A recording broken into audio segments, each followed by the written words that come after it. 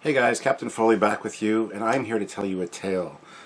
A tale that goes back in time to the year 1986, when I was 12 years old.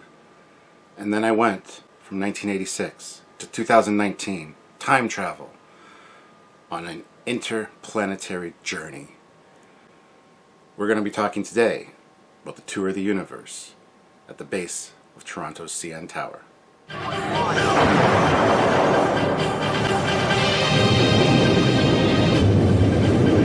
Tour of the universe.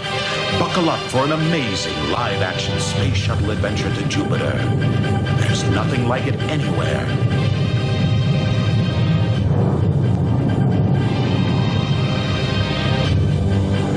At the base of Toronto's CN Tower.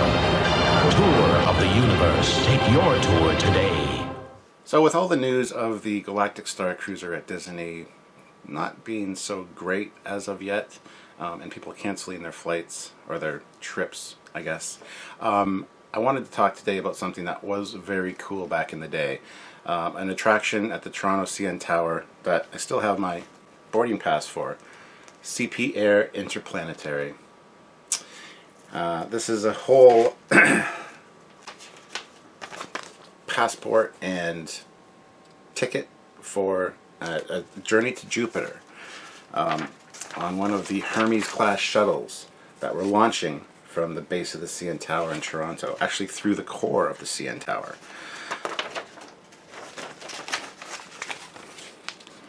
There's all the stuff there on my original travel pass. Like I said, the year was 1986. I was 12 years old at the time, and this is something I wish I remembered more of. I was going through some stuff and found this, my original passport tickety thing, and I thought, why not do a video about Tour of the Universe, because a lot of people maybe don't know about it or haven't heard of it. It ran from like 1986, well, I think it started late 85 to 1992, so it wasn't long-lived, unfortunately, but it was really fantastic, and I want to talk today about that because not a lot of people maybe know about it, and a lot of you have probably actually been on it. So I want you guys to comment down below your memories of this, and whether you've heard of it or not, whether you were on it, anything you remember about it. And we're going to take you on a little bit of a journey. Not quite to Jupiter, but almost. So, let's go.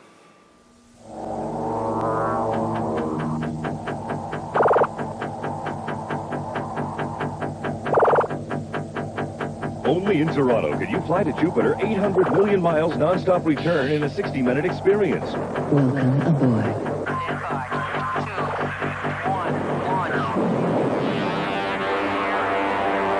Ladies and gentlemen, the Jupiter system. Tour of the universe. Call 363-TOUR and prepare to be amazed.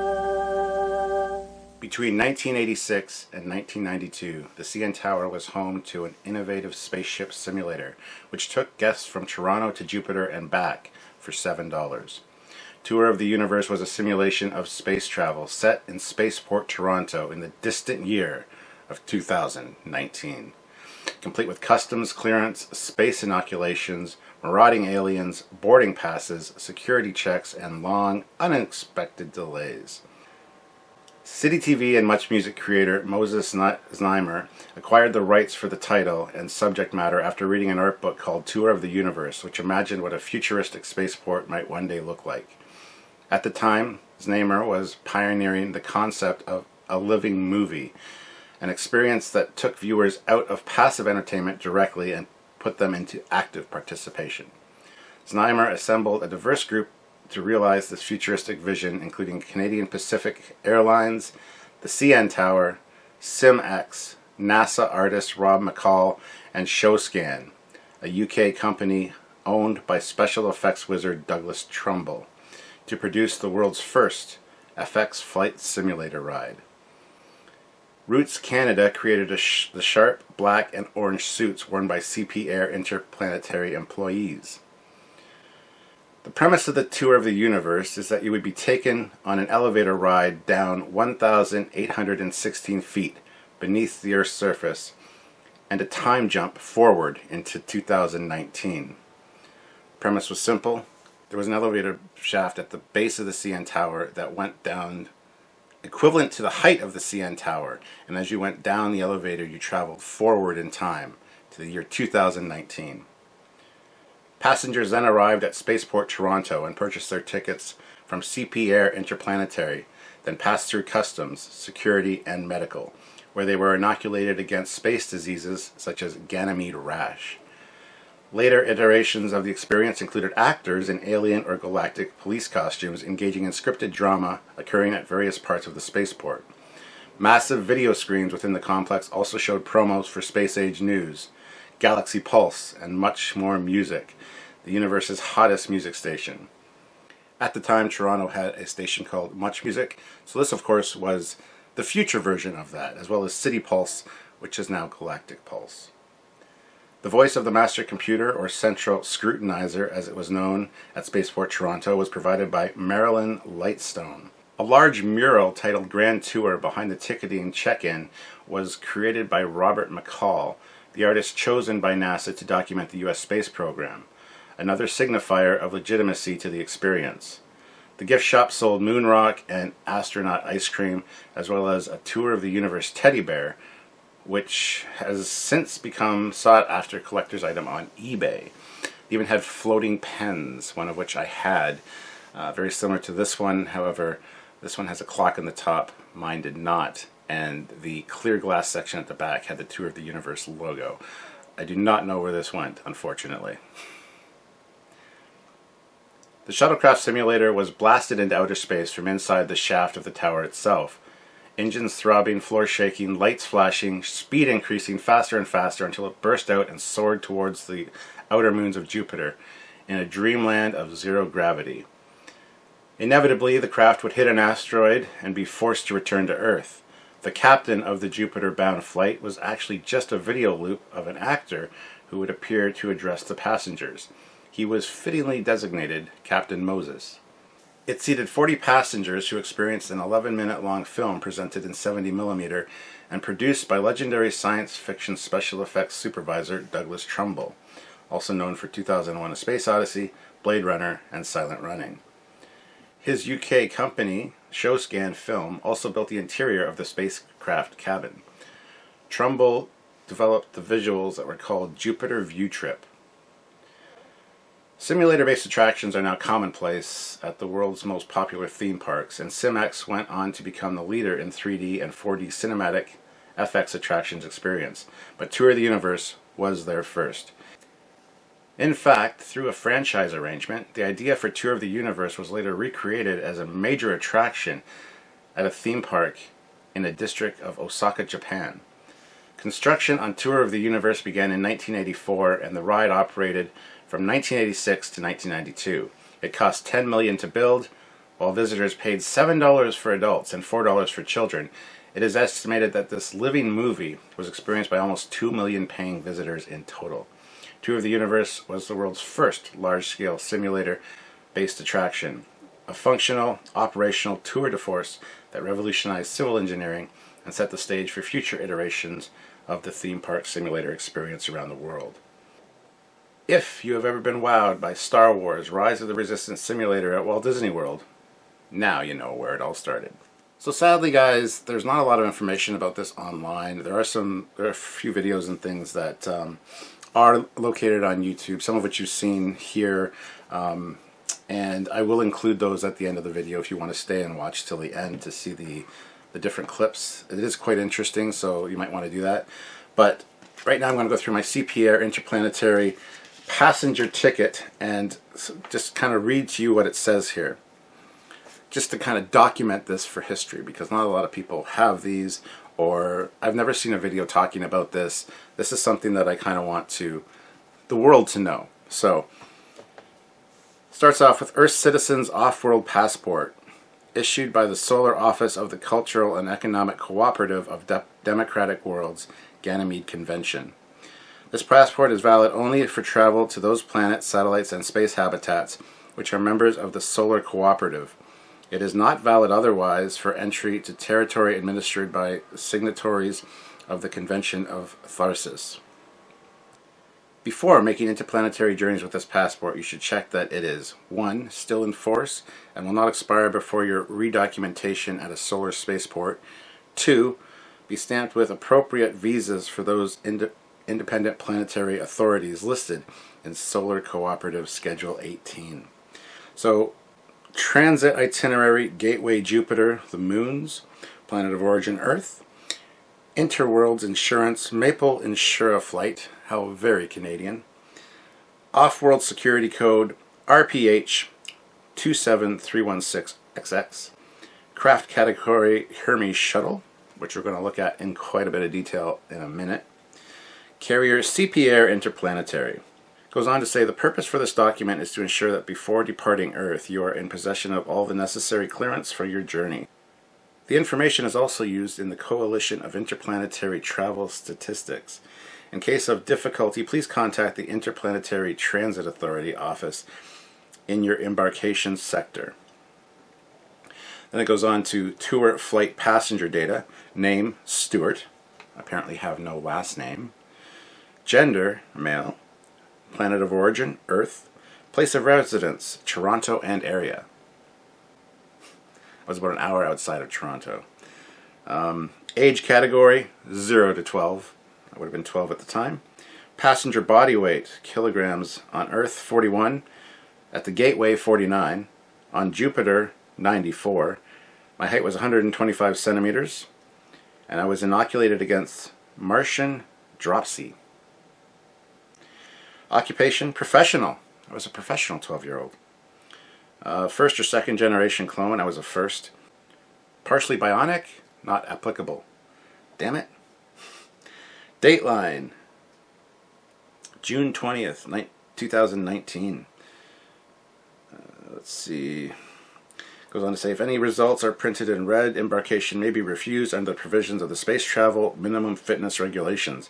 Warning, unless properly inoculated, you may be susceptible to the following disorders: psychological, star delusions, space island fever, low-grav vein burst, Martian motion sickness, alien, Uranian plague, invasive metagen, Heliosporus pollen, and Ganymede rash, and parasitical, cerebral marswort, Callisto spireworm, moonsticks, and Titan craze. And this part was done by MedCon, the Interworld Medical Control, Geneva, Armstrong City. The next part is the Earthport disembarkation card. Words. Importation of prohibited life forms may result in compulsory discorporation of both life form and carrier. You are also advised that certain non-terrestrial liquors are semi-sentient and self-regenerating, and must be neutralized at custom stations coded blue. If you have experienced any of the following physical or psychological effects, you must report to the custom station coded orange: audio-visual hallucinations, loss of balance, disorientation, spontaneous religious conversion. Incoming flight is on a Hermes shuttle, arriving at Earthport of arrival, Toronto, Ontario. Post-flight medical check bay 7, transit bay 4, luggage collection bay 3. You are reminded that an incorrect declaration on this transit card may result in confiscation of goods and a fine. Please check your imports carefully against allowance lists on Schedule 5. Valid for 48 hours, standard Earth elapsed time from time of issue. This is temporary documentation valid only for registered non-stop tourist flight within the solar system. The document does not entitle the bearer to disembark on non-terrestrial worlds or environments. Now we got this nice little printout here, a little welcome. And it says, space travel is now largely routine, but may at times be hazardous, and the itinerary of the tour may have to be changed by the shuttle's pilot without notice in the interest of passenger safety. The two are recommended by CPAI, and Spaceport Toronto, however, will usually unfold as follows. The shuttle is launched through the core of the CN Tower of Toronto's ultra-modern spaceport. Blastoff takes place within the shell of the CN Tower itself. The shuttle is accelerated at a speed of 96 feet per second, 3 times gravity, to the skypod level by magnetic traction, at which time rocket motors are engaged. The shuttle is blasted free of the tower and makes a transit to Gateway, the world's first freefall city in space. Gateway is being constructed in geosynchronous orbit 22,300 miles above the Earth. Based on designs first suggested in the 20th century, this self-sufficient space habitat is an expanding construction, currently about half a mile long, which supports facilities for over 30 pharmaceutical, communications, and engineering firms. The working population today is 2,600, but Gateway will eventually provide comfortable living space for 10,000 people. Hotel, schools, restaurants, clubs, and a TV station have already been built. From Gateway, the View trip makes a transit directly to Jupiter space, using a new revolutionary technology of the Helix catapult. Here, the craft orbits just beyond the planet's magnetosphere, skirting the dangerous radiations of its outer atmosphere, and viewing the spectacular storms which rage across it. A number of Jupiter's moons may also be seen. Finally, the tour returns to Earth. After deorbit burn and a blazing re-entry, the shuttle achieves a spectacular precision nose-up landing stall and rides gently back down the tower launch tube to the subterranean Earthport. Bon voyage. Goes on, there's a notice here, which we will read as well. Sorry for all the reading, but I want to get all this out there because, like I said, I want to document this for posterity. CP Air Interplanetary undertakes to use its best efforts to carry tour passengers and their baggage in accordance with the tour itinerary. Times shown on the tour timetable and elsewhere are not, however, guaranteed by CPAI. CP Air Interplanetary undertakes to use its best efforts to return tour passengers in real time, but does not accept liability for accidental time displacement caused by interplanetary special conditions not documented in the IWSE documentation of space hazards. CP Air Interplanetary recommends that all tour passengers make provisions for unscheduled Earth absences of between 2 days and 200 years. In the event of a time slip of 1 year or more, CP Air Interplanetary guarantees to cover the cost of resettlement and rehabilitation of passengers on Earth up to a maximum per passenger limitation amount set forth in the IWSE documentation of space hazards. CP Air Interplanetary makes no guarantee that the tour destination will not be changed in the event of an emergency. In the event of any forced landing on worlds, satellites, or artificial constructs operating within the Ganymede Convention, all costs of repatriation to Earth will be met by CP Air Interplanetary. In the event of a forced landing on any world, satellite, or artificial construct operating under the Convention of Tharsis, no responsibility will be accepted by CP Air Interplanetary for persons interned, interrogated, or held by authorities for possession of unauthorized books, perfumes, animal products, objects, or attitudes. All passengers should travel in possession of a Ganymede Convention identity card and should declare all personal possessions that might contravene Tharsis regulation before embarkation. CP Air Interplanetary does not accept responsibility for genetic mutation, physiological disturbances, or physiognomorphic change occurring during the tour under the influence of unknown or unidentified radiation, save that it shall transport passengers so affected to a place of care and arrange for passage back to Earth, except where an emergency was unforeseen. CP Air Interplanetary will accept responsibility in the circumstances set out in the IWSE documentation of space hazards for injury or death incurred by passengers during the exercise of their emergency assignments, specified on the tour flight passenger data portion of their tickets. In the event of a crew mutiny or unforeseen breakdown in crew sanity, CPIA accepts no responsibility for loss of life, limb, or possession. Passengers jettisoned into space and marked with target buoys will, however, be recovered at CP Air Interplanetary's expense. In the event that any CP Air Interplanetary transport craft becomes marooned, stranded, or disabled in deep space, all provisions of food, water, and oxygen will be freely available to all persons aboard such craft, subject to the authority of the pilot in command. In the event of that food provision should be exhausted, a menu roster will be compiled by random selection in a manner set forth by the Andean Consumer Guide. Warning: to experience this journey, you should be in good physical condition. This facility should not be used by individuals suffering from heart conditions, high blood pressure, back ailment, spinal or skeletal defect, imbalance, impairment, or by pregnant women. And then it goes on to show the Hermes class shuttle cutaway here, which is really great.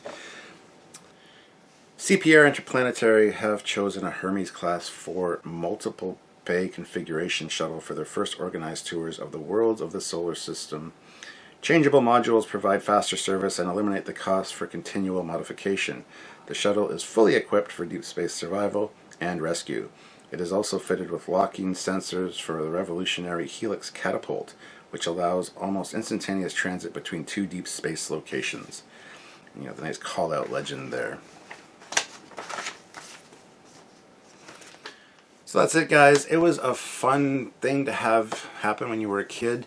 I really enjoyed it, and I don't remember a lot about it specifically. However, watching these videos and reading up on it, I do remember more little bits and pieces. It was really fun. That Helix catapult thing was great. After you shot out to the top of the CN Tower, you'd get into orbit, you'd see the space station, kind of fly between it, and then you get in position for the Helix catapult, and then it would just like, and all of a sudden you'd be at Jupiter, and then start to get a little bit of a tour, and then all of a sudden you get hit by an asteroid and we had to return back.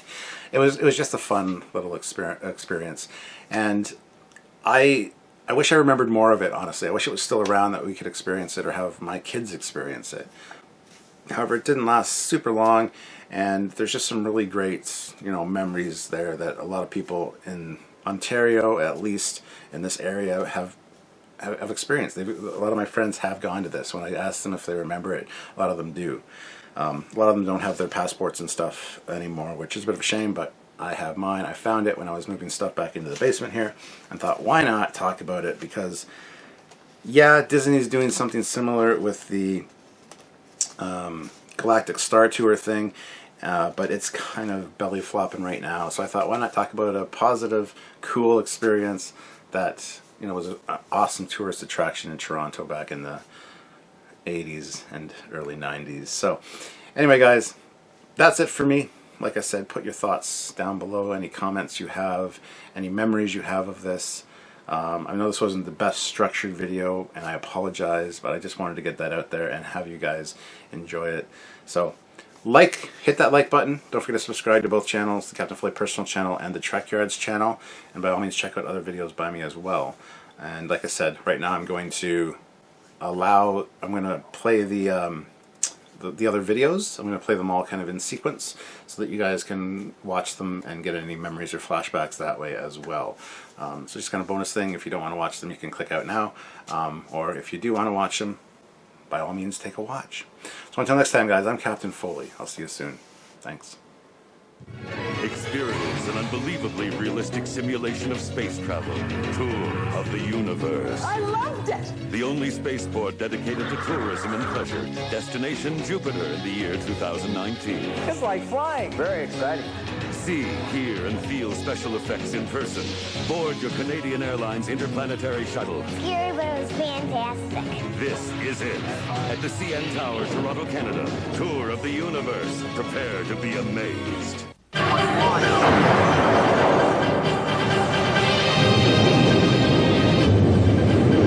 Tour of the universe. Buckle up for an amazing live-action space shuttle adventure to Jupiter. There's nothing like it anywhere.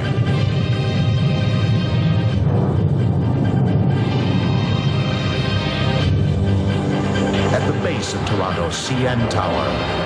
Tour of the universe. Take your tour today.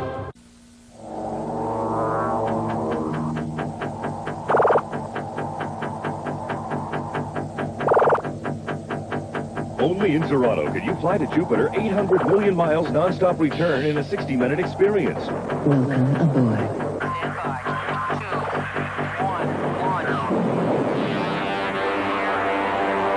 Ladies and gentlemen, the Jupiter system. Tour of the universe. Call 363-TOUR and prepare to be amazed.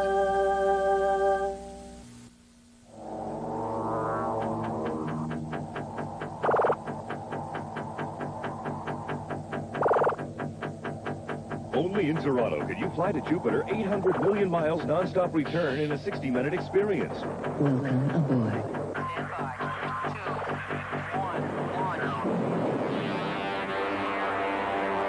Ladies and gentlemen, the Jupiter system. Tour of the universe. Call 363-TOUR and prepare to be amazed. Omni rated a Toronto attraction, one of the 10 best rides in North America. Tour of the Universe.